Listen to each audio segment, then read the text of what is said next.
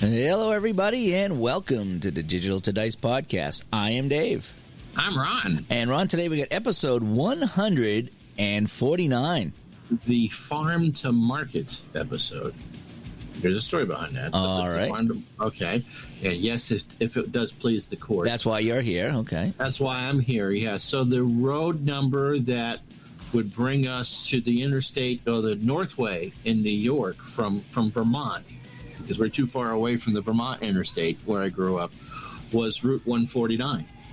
And it was the Farm to Market highway, Farm to Market Road. Oh, interesting. Which went from the Washington County, New York, to the Glens Falls, Queensbury stuff, and eventually that's where the Lake Champlain Canal was dug on the near side of it. And so, yeah, so people brought their goods to ship down from Whitehall to New York City on the canal, and you brought your produce to Glens Falls to sell to the grocery store. So it's a Farm to Market road. Daylight coming, I want to go home. I didn't even get my bananas this week. I got to get them tomorrow. I got some this week. One thing in the grocery cart that didn't get delivered. I like to have a banana before I go to the gym now. The wife was telling me that. She goes, go to the gym. Try a banana before you go to the gym. And it does kind of help. It does. Gives a little bit of energy before you go. So anyway, this is episode 149 of the Digital to Dice podcast. Ways to get a hold of us. digitaltodice.com is our website. 978-751-DICE is the text line. digitaltodice@yahoo.com is the email. And over on Facebook, facebook.com/groups/digital2dice. A couple things going on here today. We're recording this on a Saturday early afternoon. I'm usually at work on Saturdays, but with the holiday, I'm off. And so is everybody else. So you're going to hear a lot of dogs on this show because I didn't realize how busy this neighborhood was on a Saturday morning. Seriously, I'm sitting around here just trying to watch TV or chill out, have breakfast, and there's enough activity outside that the dogs won't stop barking. When they stop barking, the neighbor's dog starts to bark, and then that reinvigorates them to bark some more. So you're going to hear dogs on today's show. There's nothing I can do about it. Sorry, folks. We try to go. Somewhere in the woods, Mr. Wile E. Coyote's taking notes. Right, yeah, no, it's just been a busy day over here and a very noisy day. So I'm trying to block them out, but it's just there's nothing I can do. So you're going to hear that today. Speaking of dogs, I want to thank everybody in the community that has been helping my wife out here. As you know, we got a new dog, a little Chihuahua. She's 8 years old. The owner didn't want her anymore, if you can figure that. So we took the dog in, and we've only had the dog 2 months, and she woke up, I think Tuesday night, in the middle of the night, 3 a.m. with blood all over the bed, and the dog was bleeding. And so she took it to the emergency vet in the middle of the night, and they said, yeah, this is a condition that unspayed dogs have at her age, or they can get. I forget the condition. And basically, her ovaries filled up and infected, and they burst.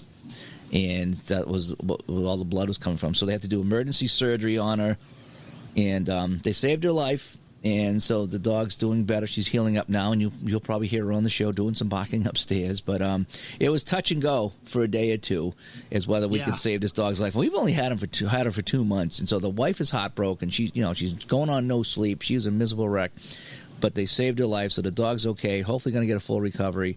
But we got a monstrous vet bill, thousands and thousands of dollars. Yeah, it's just amazing. It's life-saving surgery, so of course you do it. But yeah, it comes at such a price, and and we just got the dog too. It's not like we've had it for many years, so it's like, man, what a whammy this was, So a bunch of you listeners out there have contributed to the GoFundMe there that my sister-in-law set up. Me and her set it up to help out my wife with the vet bill because she was like so distraught when she got the bill. So thank you so much. You guys have just been fantastic, and it's just like I say, you guys just chip in, whatever you can. Every little bit just puts a smile on her face, and it's just like, wow, these people are really helping us out. And you know something? I'm going to tell you a little something here. The only people that have helped us out are the people in this community and my hockey friends. None of her friends have contributed. Imagine that. That's stunning. Imagine that. All her, quote, dog friends and all the people she went on dog meets with, and they talk dogs on Facebook and Instagram all day long. Not one penny from any of them. Just goes to show you what people think of you. That's all I'm going to say. And I just want to say a big thank to this community there. So we'll throw a link in the description both on YouTube and on Spreaker. Okay, yeah, if you want, I'll do that. And again, don't feel obligated by any means at all, but if you're a dog person and you want to help out, it means a lot to my wife. Don't wheel over CJ, who's behind you right now. Yeah, I know. He's my other dog, who's the healthy one, is going up and down stairs barking, so you're going to hear him any minute now. Anyway, so I want to say thank you so much to the people in the community. You don't have any idea how much it means. It really does. When we're sitting here at our lowest, with a sick dog and holding our hands, and then they hand us the bill, and then we see people that want to help you. It just, and the thing is, my wife is done. She didn't want to do it. And I was like, do you realize how much you donate? Every time I turn around the credit card, it's $25 to this dog shelter, $25 to this cat shelter, $50 to the Save a Fox, stuff. It says, you help out quite a bit, and now you need the help, so don't feel bad about asking your friends, So anyway, thanks for that. We have the Digital to Dice football pick'em. That's right, because the season starts this Thursday coming up. Yep. So if you want to get in, it's free. We're just picking the winners. There's no pays, there's no prize. This is just something if you want to do and go up against your fellow Digital to Dice hosts and Digital to Dice listeners. I put it on the website. I think it's through ESPN what it's through. Our buddy Glenn set it up for us, and it's through ESPN. Okay. Yep. So what to do is just go to the website, digitaltodice.com, and you'll see the link there, and just click on that, and it gets right in, and you'll be able to pick some teams. So I think you want to listen to that and get that done before, Thursday night? Is that when the first game is? Thursday night's the first game. Well, there's a Thursday night game every week this year, so yeah. Yeah, so if you want to be part of the pick'em, it's just kind of fun. I like picking teams and just seeing how I do. I'm always terrible, so I don't plan on winning this thing, But who knows? Maybe maybe we can get the winner and the runner up. Maybe we can talk to some of the guests we've had on the show and maybe have some sort of a prize.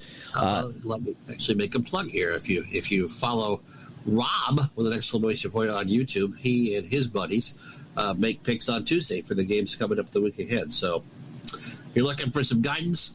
Oh, yeah. Okay, yeah. Go check that out. So we do have the pick 'em going here. A couple other quick announcements. Let's do the announcements, then we'll get into what we're going to talk about here today. Number 3 announcement is Shootout Hockey. Shootout's one of my favorite hockey games, one of my hockey games I've been playing the longest. They've just released the 1974-75 NHL season. That's pretty cool.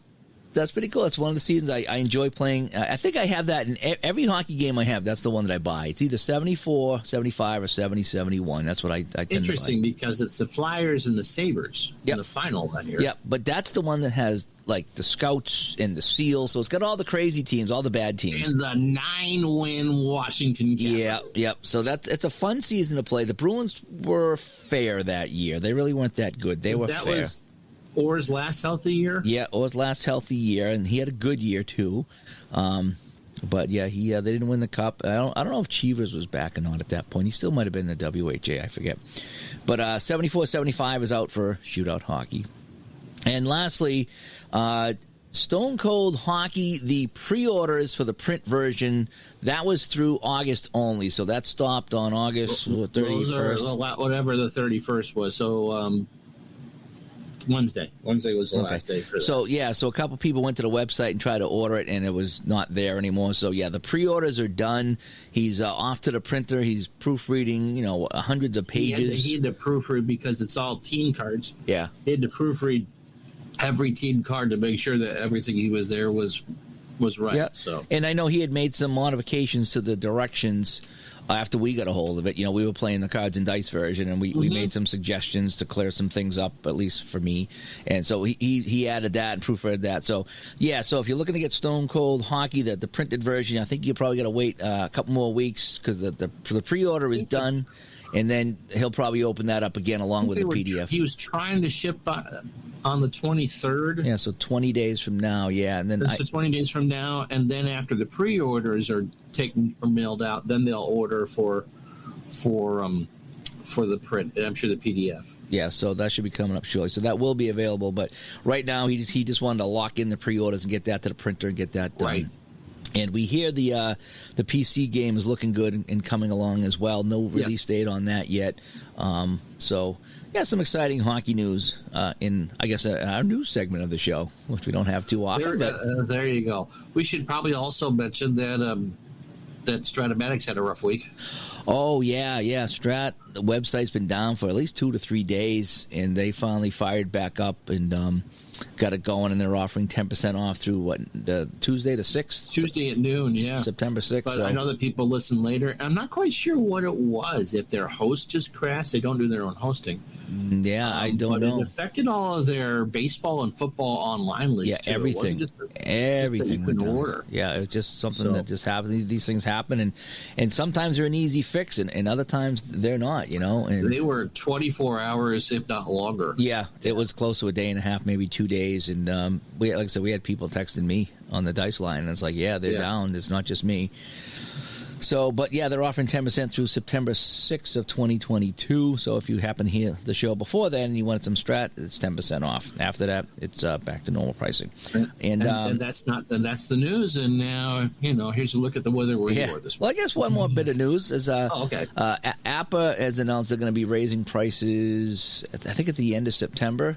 I think it was either middle or end of September. So technically things are on sale right now for APA because they are going up. So if so I don't know if I'm going to go grab another baseball season or another hockey season. I'm not sure what I'm going to do before the price increase myself. But just kind of throwing that out there. So as we hear these things, and I know that they're kind of time sensitive, but some people listen right after we record the show. So throwing that out there. You probably don't. I see links every once in a while to APA auctions. Not that APA's doing, but people trying to resell stuff. And the secondary market for some of this stuff, original 56 games going for $500-$600. Oh man, yeah.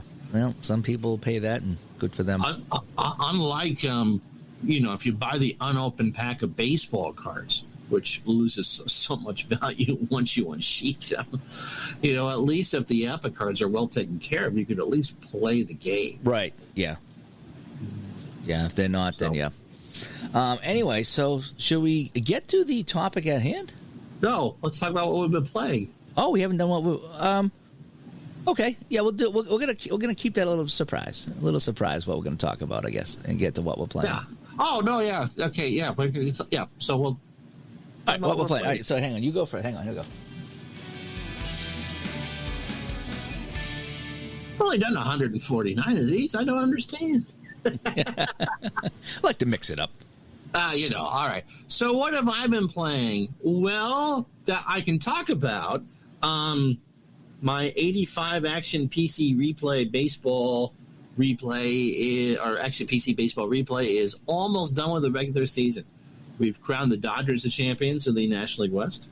We on stream crowned the St. Louis Cardinals. They finally woke up and won the National League East. Okay.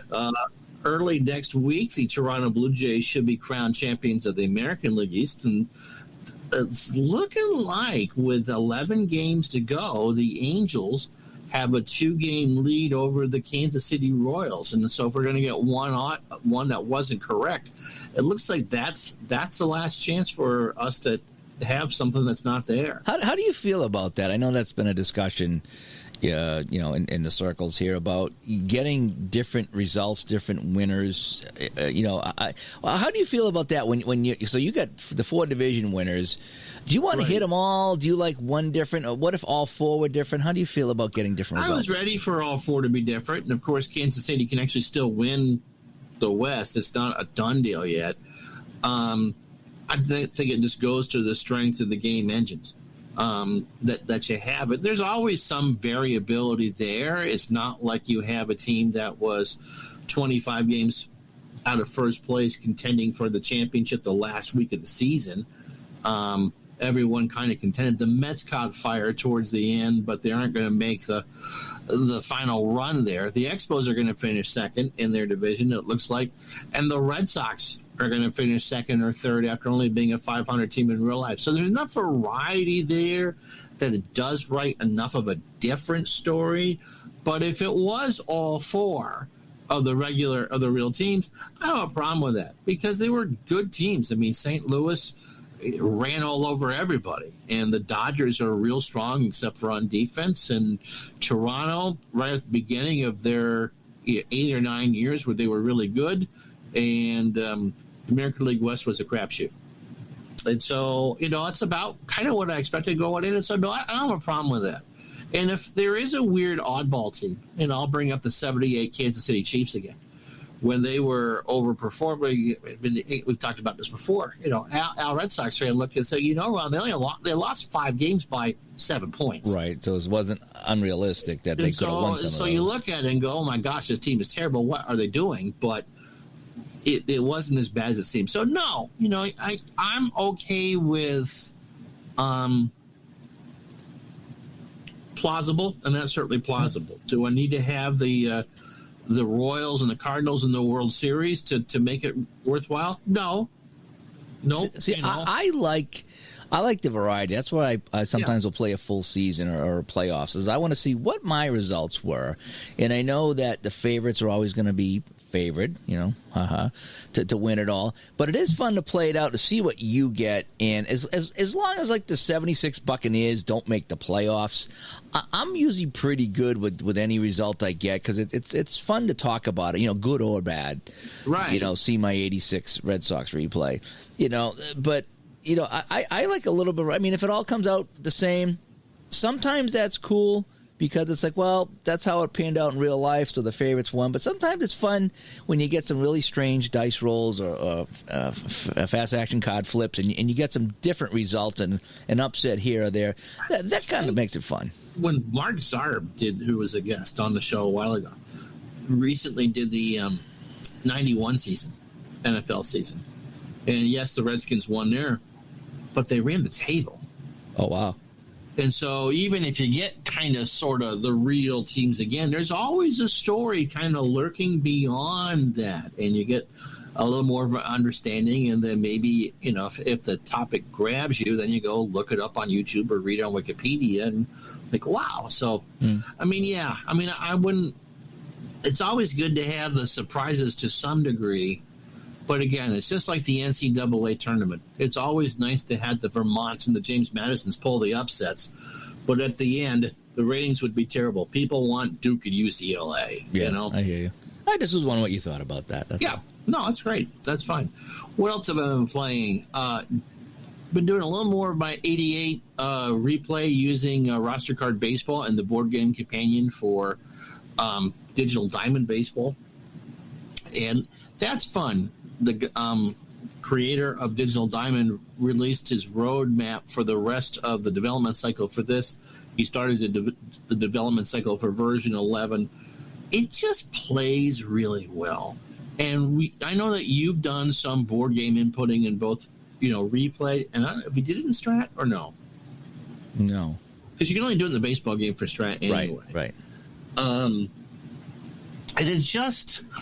it's real. I need to do a video on it.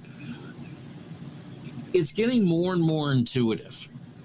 And because Digital Diamond has pretty much released every season, you don't have to make sure that you pay for the season.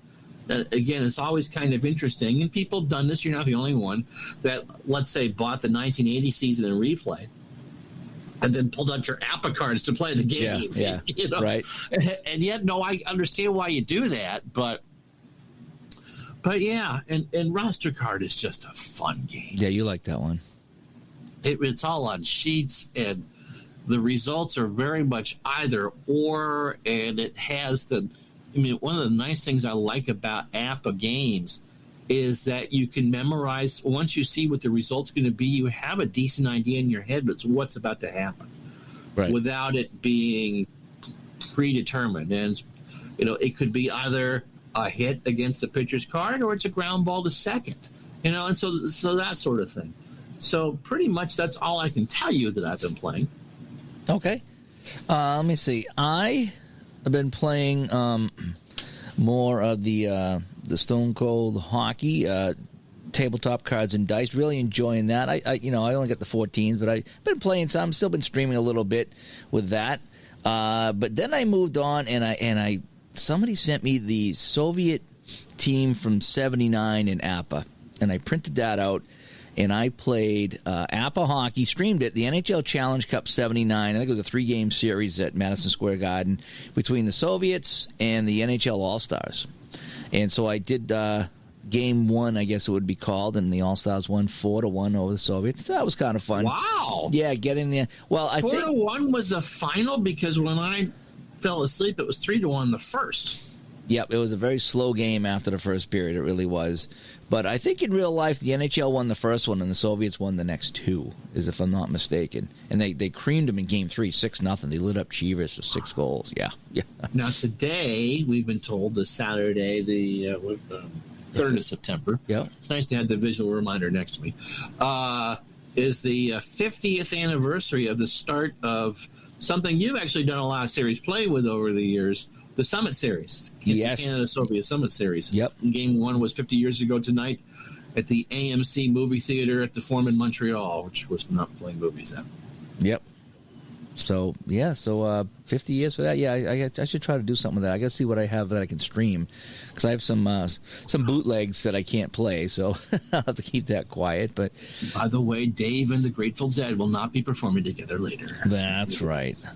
So I did the APA, and I also the other day, I think a couple days ago, I did some Spiders baseball.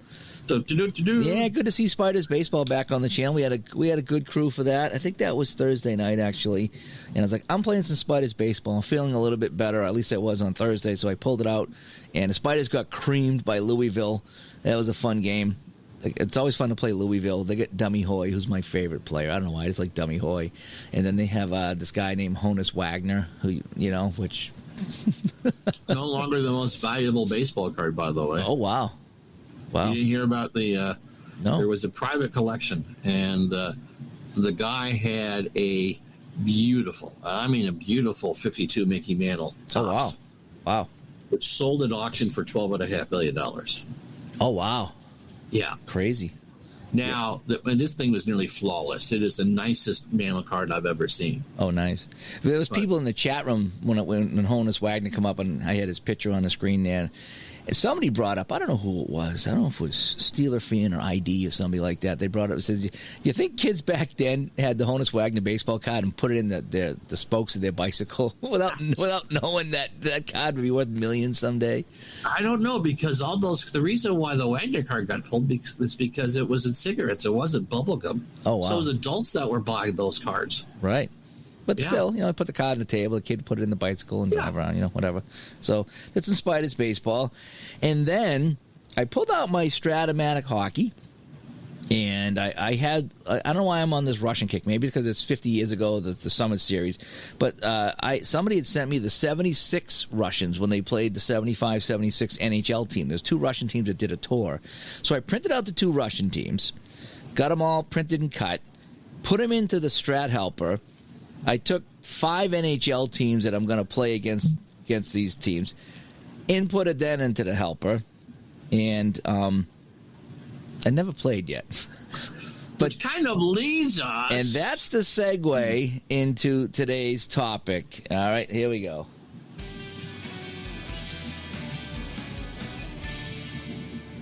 All righty, so today's topic was suggested by Roger. And he commented on when I did the video called New Game Guilt. I did a chat the other night by myself talking about New Game Guilt. And he writes in, he goes, Dave, I have a topic I'd like to suggest for your podcast, if you've not done this one before. We've kind of talked about this in the past, where we talked about cutting into your playing time way back. I think this might have been a year 1 episode that we did. So we have it a little bit, but I think it's time to revisit this one again. Mm-hmm. So it goes, new game setup, pain or pleasure. That's what we're going to call the episode, new game setup, pain or pleasure.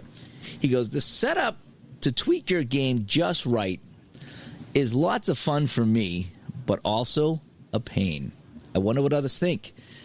Read and understand the rules, downloading mods and seasons, installing player pictures, uniform adjustments, adding logos, deciding on the game options and rules you want to use, season length, what year should I play, stadium setups, on and on if you want to.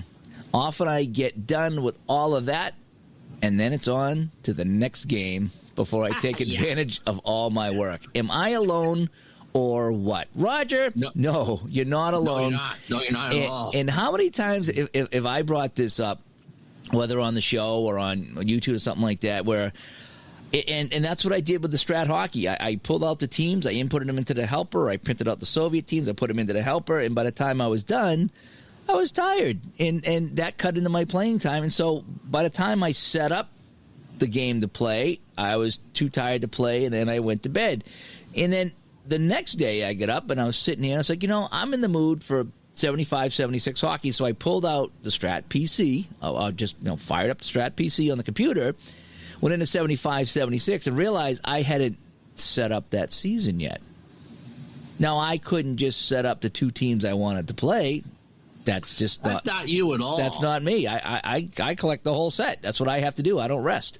So I had to go into every team and put in their name and their logo and their rink and get it all set up, ready to go before I could play my first just exhibition game. It wasn't even part of a project. You see, that's why I don't mod any of that Strat stuff. See, that's the exact reason there. I don't care. I just want to play the game. But I like it you do. dolled up. I like to go in there and see the team colors. I like to see the team logos. I like to see all that. That when I just play a game like the bare bones game with nothing on it, it's fine. But when I add all the color to it, or if I if I played a tabletop, sometimes I have a set of stands that came on an electric football game. Okay, like it's two metal pieces and it's a print of a stadium. I think it's Yankee Stadium.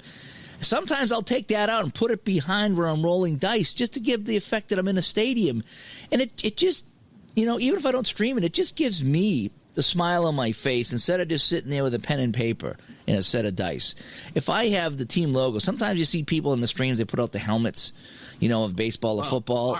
RJL. Yep, he does that. The setup he does for the inside pitch. Yep, it looks great. Sportsman Z does the same thing. Replay Gamer sometimes does a little bit of that. Al. Yep, Al Red Sox fan. So, ID. I mean, you can go on and on and on. A lot of people, they sometimes people put the actual baseball cards when they do baseball games. They go that much of a setup. That's cool. I don't go that far, but I mean, no, he makes a good point. I mean, if you want to put in all the I never was a picture guy till I started playing Strat PC baseball. Now, probably because it's a one-on-one matchup. It's pitcher batter. Okay, yes. With hockey, there's too many pitchers on the field. You know what I mean? In Strat PC, it's just too many guys. And even in football games, you get 22 guys on the field. That's a lot of pitches. But with baseball, where it's 1-on-1, I'm okay with that, and I like how it's set up and how I have my Strat set up. And that's another thing. It took me many hours. It took me a whole day to set up my Strat baseball PC screen just the way I wanted to do it. I had to learn how to do it. I watched YouTube videos. I read things on the internet, and I figured out how to move things around and get it where I wanted to. And I really like the setup I have, and the pitches work really well. And so I do like to do that. But again, that goes into the setup. Now, is it pain or pleasure? Well, sometimes it's fun setting it up. That can be half the fun. Sometimes the drive to the amusement park can be as fun as the amusement park itself if you make it so. And other times, like I say, it is kind of a pain because it's like, oh, here we go. I got more. Like Shootout 74-75, a perfect example. I started to put that into the helper, right? And so I'm like, okay, well, I'm definitely going to play the Scouts and the Maple Leafs because I always play that opening night for the Scouts when I play that season. That's the first thing I like to do. So I did the Scouts and the Maple Leafs. And then I'm sitting and I was like, well, I'm probably going to replay the Cup Finals with the Flyers and the Sabres. So I put in the Flyers. I put in the Sabres. Well, I'm going to have to do the Bruins. I always do. So, and I put in the Bruins. And next thing you know, it's like, man, it's getting late. It's like 11:30 to 12 o'clock. I'm tired. It's like I haven't played yet because I keep... I want to get the whole 74 season into the helper, but I was like, I ain't going to get it done tonight. I'm just too tired. But that's at some point, it was fun for a while, but then it did become a pain because I just wanted it done so I could play, but it wasn't done yet. Like I say, I have this thing about me, my obsessive compulsiveness or whatever it is. I need to get it all in there because heaven forbid I want to play a team that I didn't put into the helper. It's going to drive me nuts. So for me, I find that it's both. It is. It's pleasure and pain. It's fun to do it because It's fun. It's like when you unbox something. It's fun going through all the cards and you see all the names. Oh, absolutely. So half of the fun is when I was doing the teams for shoot. I was like, oh, look at this team. Who's carded on the team? Who's on the team? And who are the starting goalies? Oh, that's just great. Okay, that looks like fun. And and then you start typing up the guys. Oh, I remember this guy. I remember that guy. So there is some fun in that. But then after a while, maybe you're putting in teams that you might not play or you might play. So you put them in teams that you don't have much of a connection to. And then it becomes a pain. So I think it starts off as pleasure and then goes into pain. But for me, that's just, I guess this is how I'm hardwired. And I guess I have to accept that, is that I'm not going to sit here and be able just to do 2 teams and that's it. I'm going to want them all. I'm going to want to print them all out. I want to have them all. I want them on the PC. I want every player printed out. When I order Strat Seasons and they send me the files for the extra guys, I have to print them out and put them in. Mm-hmm. That's just what I do. I like having everybody at my disposal. And maybe that's a flaw, or maybe that's it's part of your enjoyment. I wouldn't say it's a flaw. The only thing I do for Strat baseball is I'll correct the team nicknames. Mm-hmm. Because I don't want the Amazins to be playing the Bridegrooms. Right, it has to be the Dodgers and the Mets. But beyond that, no. I did buy the color parks and the old-time parks for when I do that. So that's all there.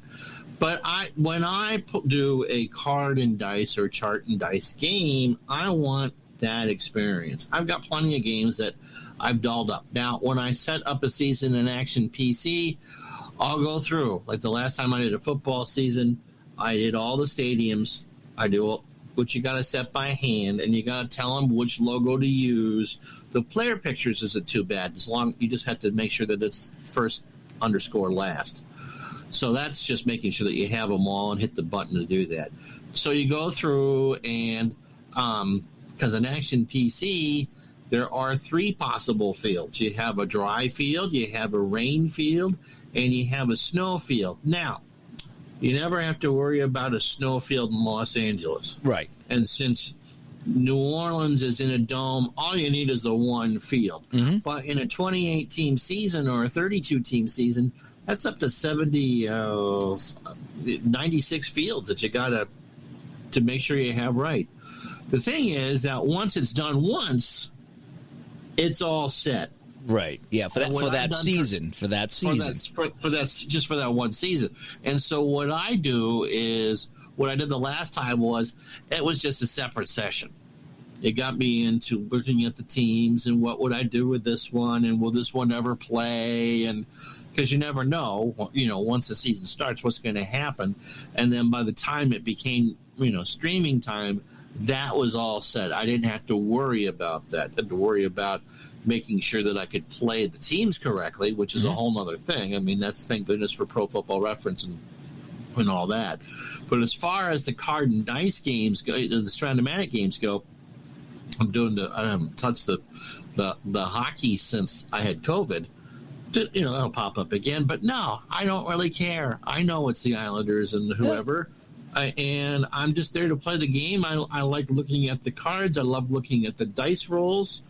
And so my gaming time for that is game time. However, if I'm doing something on Excel, which is making sure that PDFs are where I can see them or things are easy to read or having to input a lot of information just to play the game is where I get into the pain and pleasure. Okay, so you have these ratings.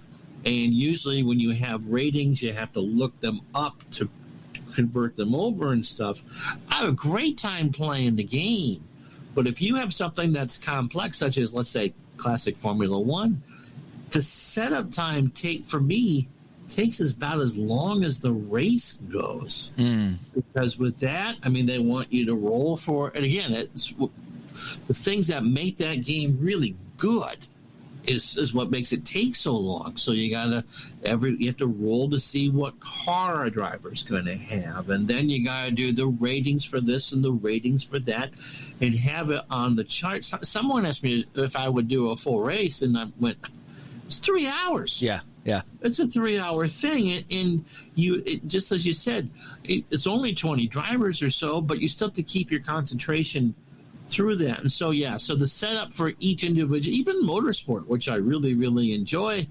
And if Dave had a nickel for every time that he should go back and pick up a game, I'm almost that bad. It's again, okay, so I find the race I want to run, and then I have to write down where they started and where they finished and assign grades and all that. I mean, I think we're kind of spoiled by computers as far as that's concerned, because that's all done for you in a computer game. You're just ready to go.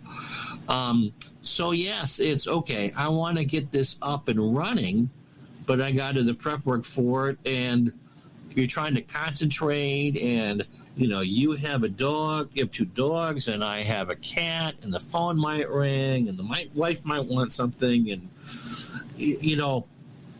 sometimes it can be real easy to set up, and sometimes you just kind of get distracted. And for the cards and dice games, sometimes you got to do rule lookups, and so wait, how do I handle this when you're going back and forth to the charts?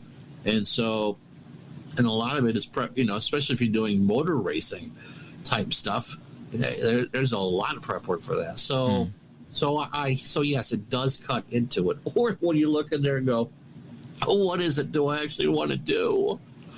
But yeah, for me, it is fun when it's all set up, and even you just play a couple games and you go into the standing screen on the computer and you see all the logos and the colors or whatever it is. It that's what I enjoy, because some of my early jobs when I was in my 20s was working with team logos. I would used to make the printing plates, actually, that would print the little wooden hockey sticks and wooden baseball bats. And so they would send us logos, all the it was mostly baseball and hockey. And so we would work with logos and etch them into the plates. And we would get all the logos early. So if there was ever a new team in hockey, like I remember, I think it was getting the Ducks and the Senators and the Lightning. It was kind of neat getting newer teams. Early 90s. Early, yeah. So it was like, there's like, you can't share this with anybody, but we need to get the merchandise printed. So here's some of the teams. And there was a couple of baseball teams, too, that we got early, maybe the Rockies or something like that. But the Rockies and Marlins from that era. Yeah, so we would get the logos in, and I just was infatuated by logos, and probably because I was working with them so much, and it was so fun dealing with them. And it was fun, because they would send some that were full color, and they would send some that would have to be one color, so you could see how they adjusted the logo to make it look as good as they could by being a one-color logo, which is difficult for some of the logos that they have. Think of the Montreal Expos. How would you make that a one-color logo? Oh, you really can't. Yeah, so they had to get really creative with how they did it. So it was really kind of fun dealing with. So I've always been a logo guy. I'm big into my colors. Like, I'm not into the black and white. So that's why I really like the shootout when they're full color team cards. There's no logos on them, but they're full color, and I like that. Even the Stone Cold Hockey, their team cards on the tabletop version, they have the color of the teams on there, and it gets you in the mood. Instead of just seeing black and white, it's like when you see red or orange or green or blue, it brings you back to the time when you watch these teams play and you remember their uniforms. Oh yeah, I remember they had these uniforms on. That was the team colors. So for me, it rounds out my experience is by having. Seeing the colors and seeing the logos and having all that done. For me, that really makes it fun. And even on the tabletop, if you notice that, a lot of times when I have my hockey mat out, I printed out all the logos. That looks great. I mean, that was a custom one you had made for you, and that just looks fantastic. Yeah, so I have my baseball diamond out, but I also have all the logos for the teams. And I just lay them down on the field. So if I'm playing, Spiders and, Colonels from 1899, I have logos I put on the field next to the pitcher. If I'm playing, Red Sox Orioles, I put Red Sox Orioles down. So it is fun having the logos there, and I just think it adds to it. And on my hockey mat, I have all the hockey stuff printed out. I even have flags if I play international teams. So, and I know that this is the Bruins and this is the Canadians over here or whatever it is. So for me, I've always done a little bit of that. I've always added some color, a splash of this or something like that, just to jazz it up and just it's called the setup, you know what I mean? And all the time you see it on Facebook and people put a picture and it's like, and people comment, nice setup, you know what I mean? And a little tip over to my buddy Ray, who does the Around the Layout podcast, which is about trains and train setup, and his whole podcast talks to people about their train setup. you know? And so we talk all the time, and we compare our hobbies, and it's like, boy, they're very similar, because a lot of us are in our basements by ourselves, but we have these really cool setups. It's all about what level of immersion you want, right? I see, for that. Yeah, some of his trained people do the bare minimum, and some people he was showing me pictures last night of people at a train station with cars and trees, and it's like it looked like a real picture. It looked like something out of the 50s, and he's like, no, this is this guy's basement. That's how meticulous he was about how the car looked, how the building looked, how the tree looked. It was phenomenal. And I was like, holy cow. Oh, yeah. The level of detail that you went to. And in our community does that too. We have people that go to a level of detail for their replays, and it really adds to it. And I love when they share the pictures of it, because it gives me ideas. I see that. I'm like, oh, man, look at this. This is awesome. Look at this guy and how he does this, and this person does it this way, and this person, and and every now and then you take some ideas from people. And even on the PC setup, sometimes I set up some things a certain way, and I see people, hey, how'd you do that? It's like, well, I'm using this, that, and the other thing. And, hey, can you send me that spreadsheet over? Because I'd like to use that too. And that's what it is. We all kind of do. We share. We enjoy our experience with it. So, I enjoy seeing other people's setups too, and on the tabletop, and sometimes I get pretty proud of mine. When I set it up, I like to take a picture.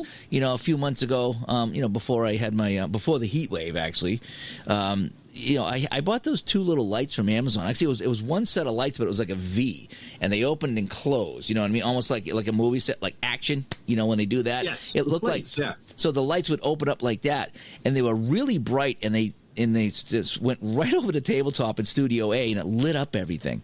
Because I had like lights over here, lights over here, lights over here, trying to get it on my table to light it up at night. And when I bought that thing, I think it was like $40, and I clipped it to the back of the table, plugged it in, and it got rid of every light in the room.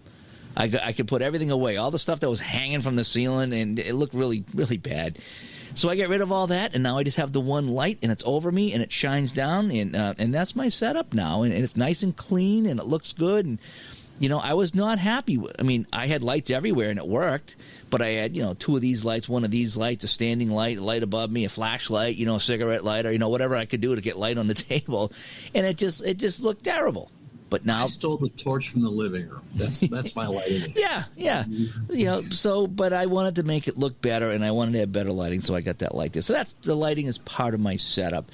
And again, it was probably 15, 20 minutes putting the thing together and clipping it onto the table and getting it to look right and having it where I want to go. So again, that all cut into playing time, because anytime we do something that we're not playing, that's considered setup.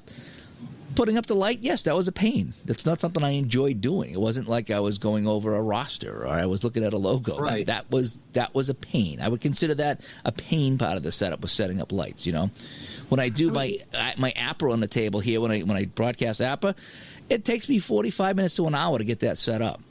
And then, it takes me an hour and a half to 2 hours to play, because if I talk a lot, it takes me a lot longer.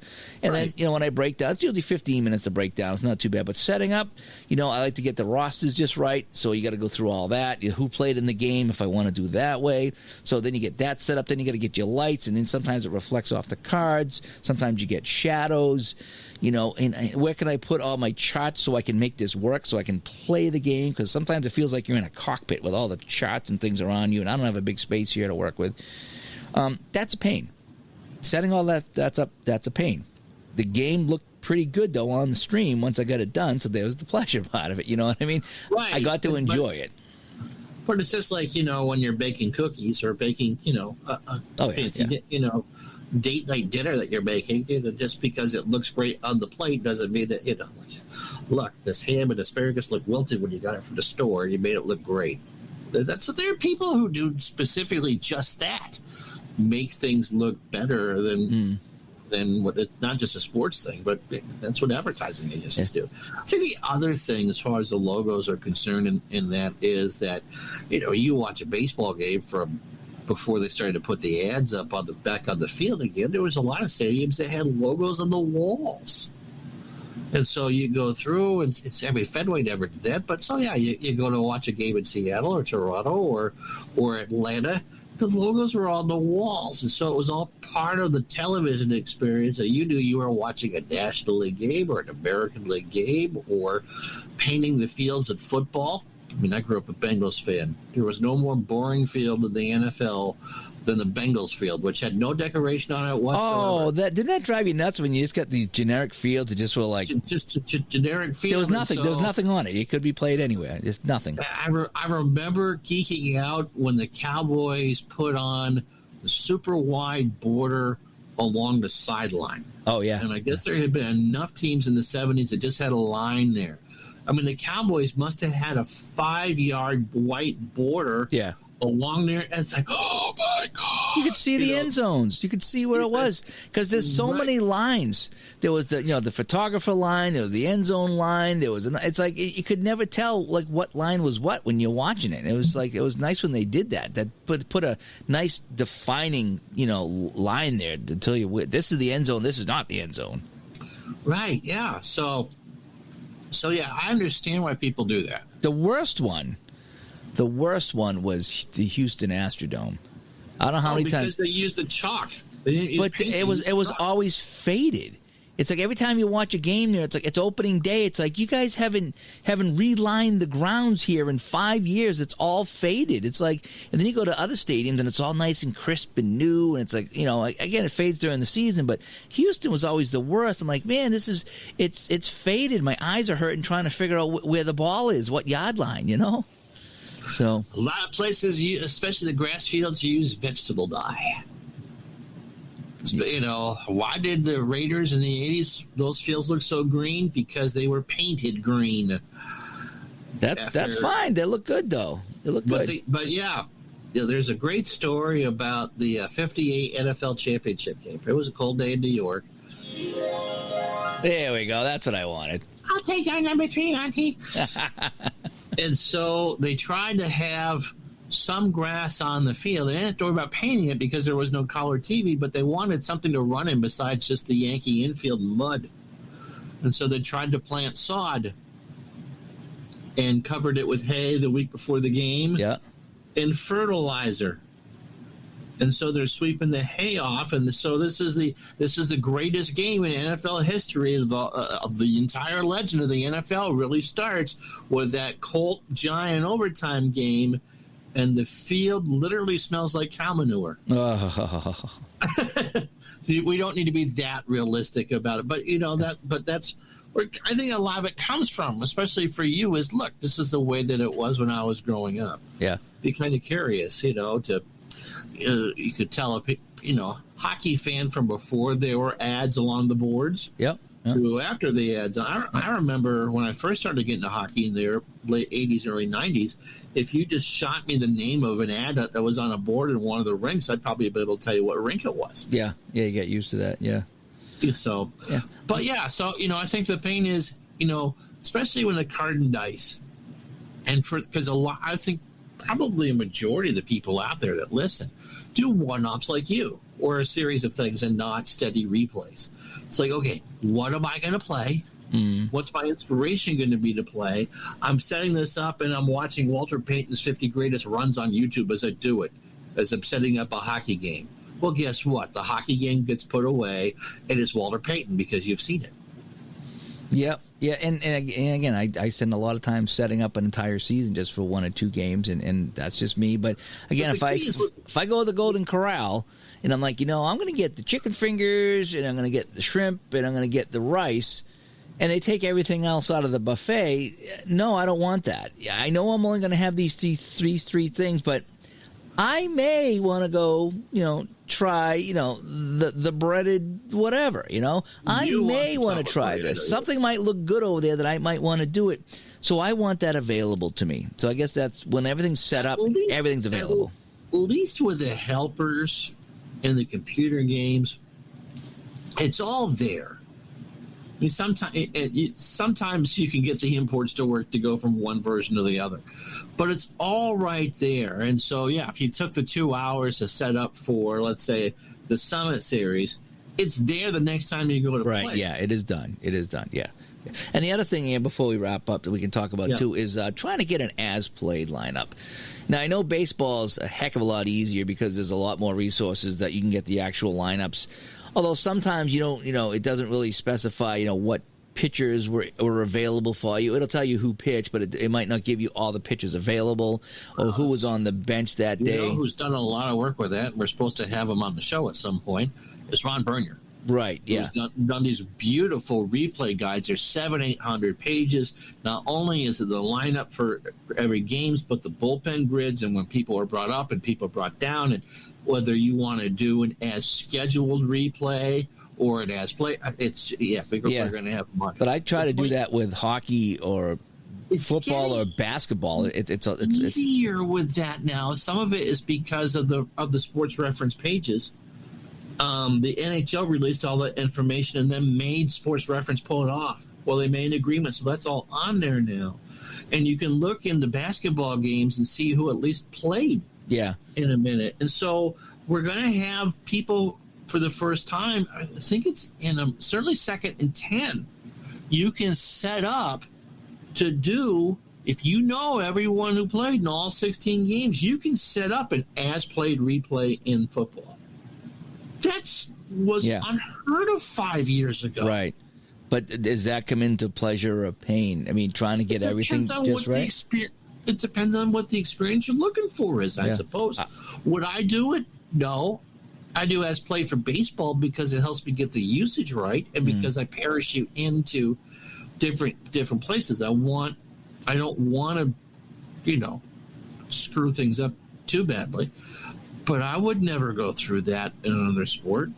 But I understand that, if you, let's say you really wanted to do this 77, if you took a Strat-O-Rap or Hockey Bones and did 70-71 with the Bruins, why you'd want that, or when or last season, or the year you turned 14, or whatever it was. Well, I am trying to do that with Hockey Bones in my 92-93 Bruins replays. I go to I can see why people would. I go to the reference and I try to see who played in this game, and I try to get it as close as possible.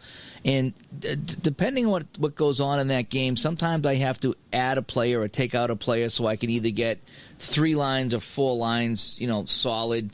Some of the early 70s, they only played 2 lines of defense and they have a spare guy. So sometimes I throw in a guy for a 3rd line of D. Sometimes I take one out, so I have just 2. And then I keep a guy off to the side in case there's an injury. So it's a little weird with hockey trying to get it just right. But I do try to get as close as possible, especially when I'm doing a season replay, because I want to see how it comes out on my end. Now, I am shuffling the lines a little bit, but I still am trying to play with the guys who played in the game. But in action PC Golf, every season available from 1980. So you can for each season that they do, there's 2 different versions of it. So you can have, if you want Jack Nicklaus to play every week, then Jack Nicklaus can play every week. Yeah. But that's too bad they don't have all the courses. But if you want the exact field for the Jackie Gleason Doral or whatever it was, you can have it. It's there. Right. So many ways to do it. And again, right. So we want to know from you, is it pleasure or is it pain? I mean, how much setup do you do? Do you do minimal setup like Ron does? Or do you like to go all in and get everything done, for that season? So it's all available for you. And is that half the fun? I guess for me, it's fun for a while. And then sometimes it does turn into a pain because it's like, I do want to eventually play this game. Like they said in Jurassic Park, you will have dinosaurs on your dinosaur, safari, right? We will see some dinosaurs. So eventually you do want to play the game, but I don't like just to play a generic thing unless I'm trying the game. Unless somebody says, hey, try my game here or something like that, then I won't go crazy. I'll just try to play a little bit here and see if I even like the game or try to learn the game or something like that. Maybe while I'm learning the game is a better way to put it. If I'm learning a new game, I don't do any of that stuff because I want to focus on the instructions, okay?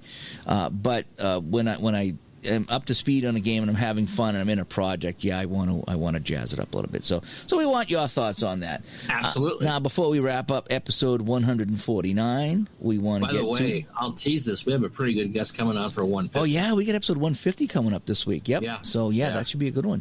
So we got a guest coming for that. All righty. So let's get to our 3 stars, shall we? Woohoo! All righty.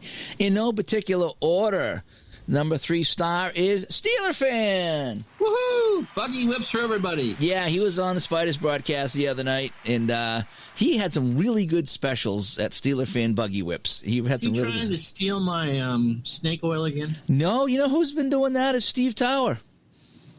Doc Tower's Elixir. Now we heard that you removed some of the mercury from Uncle Ron's snake oil. Well, he has doubled the amount of mercury in his new elixir. So we have elixir free, and we have mercury free, and we have double the mercury. So I guess it's like Mounds and Almond Joy. Now some of our snake oils have a little extra kick, ding, than others. Okay. so Steeler Fan, thank you so much. Number 2 star is Ronnie Wyatt. Yes. Ronnie, thank you so much. Fictional boxing universe. Yes, thank you so much, Ronnie, for supporting the show. And number 1 star is David C. Yay! David, thank you so much for everything you've done for the show and myself and the whole bit, and the sport and the kind words. And we rolled the dice, and you come up the number 1 star. So I guess we rolled 66s, didn't we? I guess we did. We always do. Always roll 66s anyway. All right, let's wrap up episode 149. All right, by the numbers, this has been episode 149 of the Digital to Dice podcast. Ways to get a hold of us, digitaltodice.com. Text line 978-751-DICE. Email digitaltodice@yahoo.com. Over on Facebook, facebook.com/groups/digitaltodice. And if you'd like to become a Patreon member and jump in our Discord and chat with us privately, go over to patreon.com/digitaltodice. And again, a big shout out to everybody who's a Patreon of ours, and also people who have supported my wife going through this issue with the dog. That has been super huge. This has been a great community. Thank you so much for all that there. And don't forget to pick 'em. Go over to the website, digitaldice.com, and get in on the Digital to Dice free pick 'em. We just pick the winners of the football game, so get over there before Thursday of each week and get that done. And we'll see who comes out on top, see who is the best picker when it comes to that. That's right. All right, Ron, thanks for coming on the show this week. As always. And we'll talk to everybody later. Bye-bye.